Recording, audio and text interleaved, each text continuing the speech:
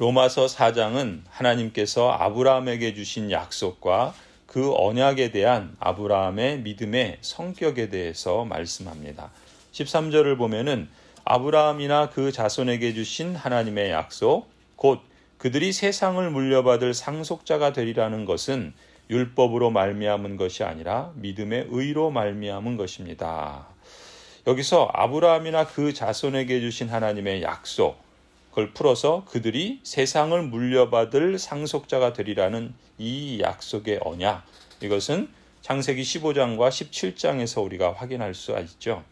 여기서 세상을 물려받을 상속자라는 표현에서 하나님께서 아브라함에게 주시겠다고 약속하신 이 땅, 곧 세상은 가나안 온 땅을 가리키겠죠. 그리고 이 가나안 땅은 오늘날 우리에게까지 연장된다면 하나님께서 예수 그리스도를 통해서 우리에게 약속하신 하나님 나라입니다. 또 율법으로 말미암은 것이 아니라 믿음의 의로 말미암은 것이라 라고 하는 13절의 표현은 하나님께서 아브라함에게 약속해 주시고 아브라함과 맺은 언약은 아브라함 자신이 자기의 힘과 능력으로 율법을 다 지켜서 이루어지는 언약이 아니라 오직 믿음의 의로 말미암는 언약이라는 뜻입니다. 다시 말해서 아브라함이 자기 힘으로는 도저히 이룰 수 없고 불가능한 것을 알면서도 하나님께서 주신 약속이니까 하나님께서 친히 그 약속을 성취해 주실 것이라는 믿음을 가진 것이죠. 그런 아브라함의 믿음을 하나님께서 의로 여겨주셨다는 의미입니다. 그래서 14절에서 부연해서 해설하고 있죠. 율법을 의지하는 사람들이 상속자가 된다면 믿음은 무의미한 것이 되고 약속은 헛된 것이 됩니다. 율법은 진노를 불러옵니다. 율법이 없는 것에는 범법도 없습니다. 그러니까 만약에 율법을 다 행함으로 상속자가 된다면 이 약속은 결단코 이루어질 수 없고 성취될 수 없겠죠. 왜냐하면 죄 아래 있는 인생은 결단코 율법을 다 지켜서 의롭게 될 수 없기 때문에 그렇습니다. 오히려 율법은 죄를 깨닫게 합니다. 그렇게 되면 하나님의 진노만 불러올 뿐이죠.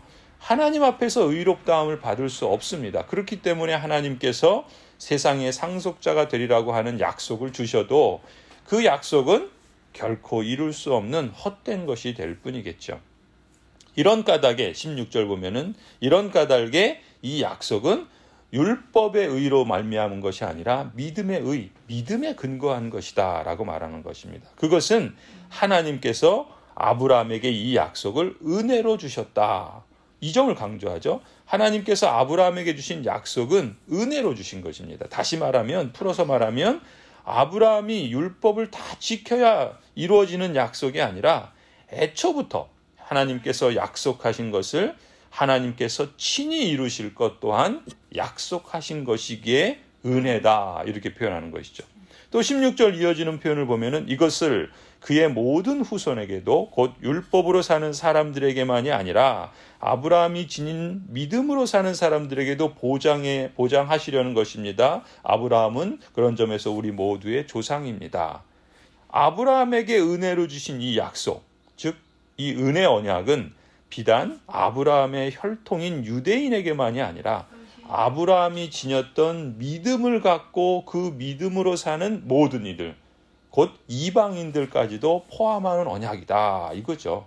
그러니까 오늘 우리도 포함하는 언약인 것입니다. 그래서 17절에 이것은 성경에 기록된 대로 내가 너를 많은 민족의 조상으로 세웠다 함과 같은 것이죠. 특히나 17절 이어지는 표현, 이 약속은 그가 믿은 하나님, 다시 말하면 하나님은 어떤 분인가? 죽은 사람들을 살리시는 하나님, 없는 것들을 불러내어 있는 것이 되게 하시는 하나님께서 친히 보장하신 약속이다 말씀합니다. 하나님이 어떤 하나님이신가를 다시금 여기서 계시해 주고 있죠. 아브라함이 믿은 하나님은 죽은 사람들을 살리시는 하나님이십니다. 없는 것들을 불러내어 있는 것이 되게 하시는 하나님이십니다. 이런 하나님이시기 때문에 하나님께서 말씀하신 약속의 언약은 반드시 이루시는 분이라는 사실을 보장하시는 것이죠. 아브라함은 이런 하나님을 믿었고 그분이 하신 말씀과 약속도 하나님께서 친히 이루실 것을 믿었던 것입니다. 하나님께서는 이런 아브라함의 믿음을 아브라함의 의로 여겨주신 것이죠. 하나님께서 먼저 찾아오셨습니다. 생각지도 못한 것을 약속해 주셨어요. 그리고 자신의 능력으로는 도저히 이룰 수 없는 그 약속을 하나님께서 친히 다 성취하여 주심으로 이루신 겁니다.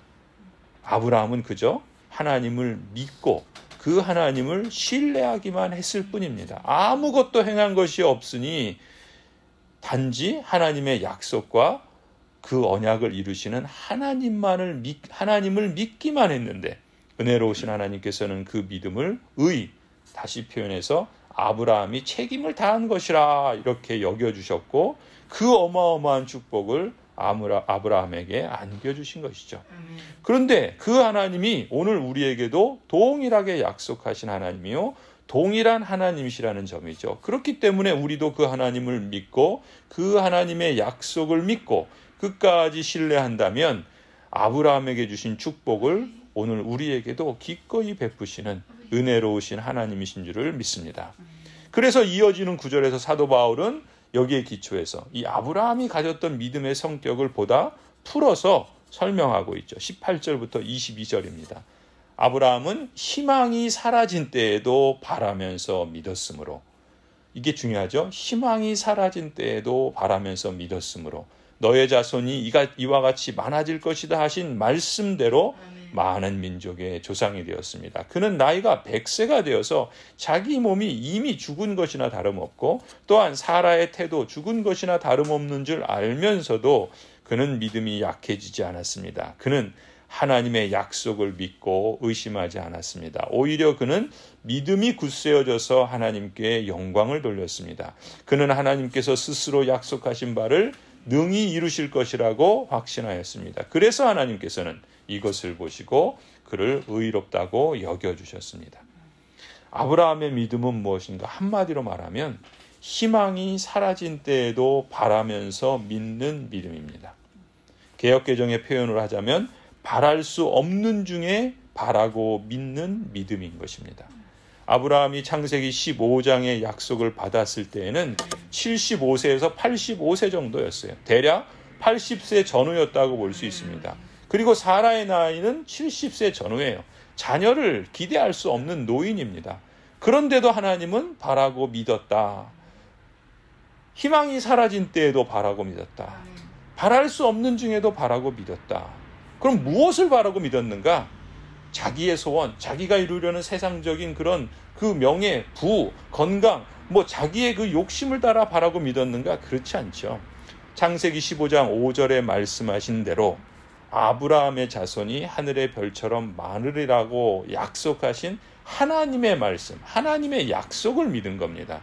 그런 약속을 주신 하나님을 굳게 믿은 것이죠. 아브라함이 무슨 목적으로 그 하나님을 믿었는가?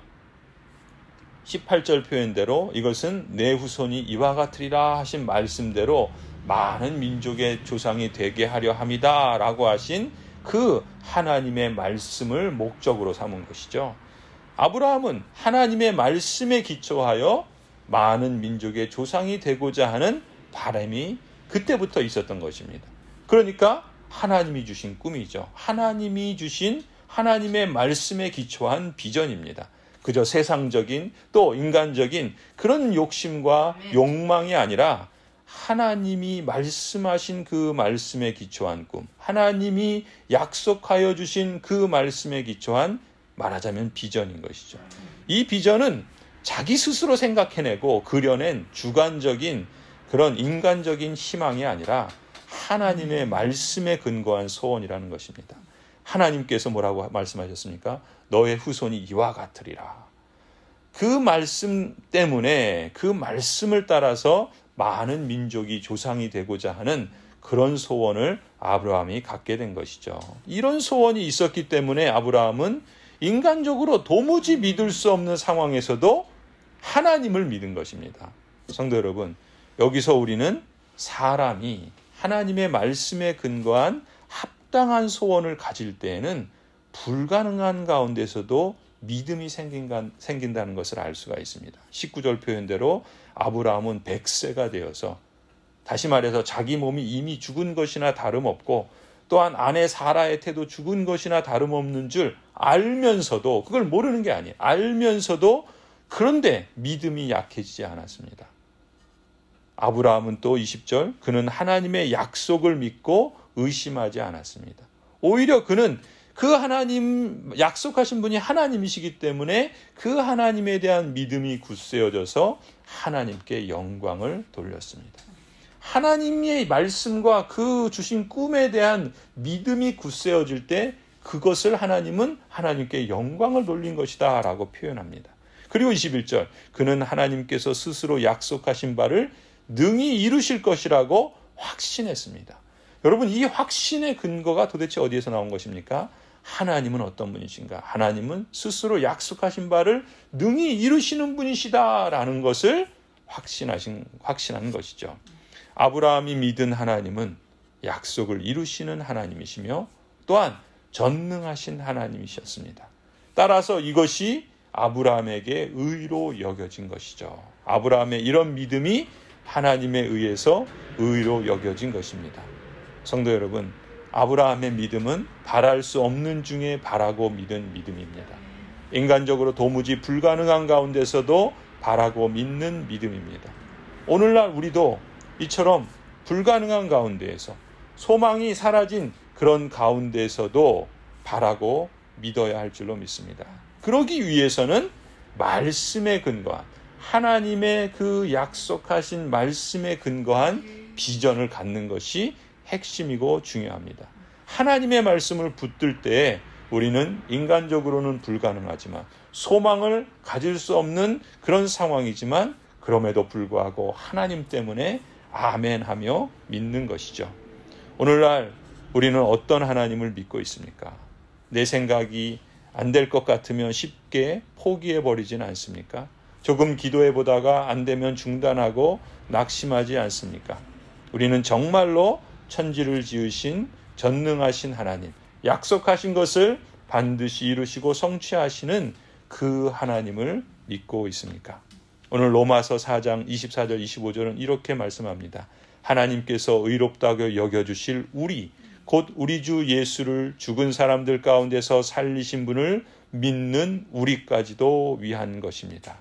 이 말씀은 오늘 우리까지도 위한 것이다. 그래서 25절, 예수는 우리의 범죄 때문에 죽임을 당하셨고 우리를 의롭게 하시려고 살아나셨습니다. 성경은 하나님의 말씀이기 때문에 지금 나에게 주시는 말씀이요, 내게 주시는 교훈의 말씀인 줄 믿으시기 바랍니다. 기도하시겠습니다. 하나님께서 참으로 놀라우신 하나님이신 것을 우리가 알았지만 오늘 하나님의 말씀을 통해서 다시 한번 그 사실을 확인하게 됩니다. 아브라함이 바랄 수 없는 중에 바라고 믿는 믿음을 소유했고, 또 소망이 끊어진 그 가운데에서도 오직 하나님이 말씀하시고 약속하시고 또 그 약속을 친히 이루시는 하나님이신 것을 믿었기에, 또 그것을 확신했기에 하나님께서는 아무것도 행하지 않은 그 아브라함에게 의로 여겨주실 뿐만 아니라 그 약속하신 것을 친히 성취하신 것을 우리는 지난 역사와 성경의 말씀을 통해서 확인합니다. 그 하나님이 오늘 나의 하나님이요 우리의 하나님이신 줄을 믿습니다. 예수 그리스도를 십자가에 죽게 하심으로 우리를 죄에 대해서 죽게 하셨고, 예수 그리스도를 그 죽음을 이기시고 다시금 부활하게 하심으로 우리를 다시금 새 생명 가운데 살게 하신 하나님, 그리스도를 통하여 우리에게 약속하신 하나님의 나라, 그 나라를 하나님께서 친히 완성하실 줄을 믿기에 우리도 그 나라의 사람으로 이 땅을 살아가며 그 하나님의 나라를 증거하는 하나님의 맡기신 사명에 충성하고, 그래서 하나님께 영광을 돌리며 하나님을 찬미함으로 우리도 우리의 인생 가운데 또 영원토록 하나님을 기뻐하는 그 복된 인생으로 나아갈 수 있도록 성령 하나님, 오늘도 내일도 또 매일매일 하나님의 교회와 언약 백성들을 주관하여 주시고 다스려 주시옵소서. 우리가 이 믿음의 간증과 이 찬송으로 하나님을 예배하며 참으로 그날 하나님을 만나는 그 복된 날, 참으로 우리 모두가 함께 영광의 하나님, 참으로 놀라우신 하나님을 경배하는 그 기쁨의 날을 맞이하게 하여 주실 줄 믿습니다. 이제는 우리 주 예수 그리스도의 은혜와 하나님 아버지의 사랑과 성령 하나님의 인도하심이 주님께서 택하여 부르신 모든 언약 백성들과 가정들 위에, 자녀들과 생업과 일터 위에, 고향제일교회 위에 이제로부터 영원토록 함께 있을지어다. 아멘.